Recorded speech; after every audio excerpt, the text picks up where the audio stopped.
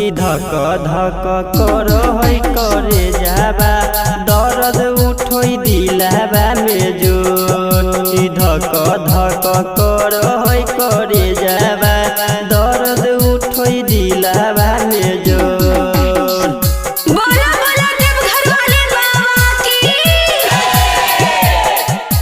धक धक कर है करे जाबा कंधवा पर कांवर लाके बनलिए कंवरिया दूर दूर तक कहिए अब नहीं नजरिया अब नहीं नजरिया कंधवा पर कांवर लाके बनलिए कंवरिया दूर दूर तक कहिए अब नहीं नजरिया मन बना लाग है बाबा गिर हो किया से लोड मन बना लाग है बाबा गिर हो किया से लोड कि धक धक कर है करे जाबा दर्द उठई दिलाबा में जोर कि धक धक कर है करे जाबा दर्द उठई दिलाबा में जोर।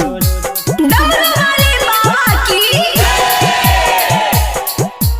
धक धक कर है करे जाबा गेरुआ कलर के साड़ी पिन्हले हलै धनिया रिमझिम बरस हलै बादल से पनिया बादल से पनिया गेरुआ कलर के साड़ी पिन्हले हलै धनिया रिमझिम बरस हलै बादल से पनिया संगे हलै राइटर सुलेंदर के दिल कई हटावा छोड़ संगे हलै आनंद बाबू के दिल कई हटावा छोड़ कि धक धक कर है करे जाबा दर्द उठई दिलाबा में जोर कि धक धक कर है करे जाबा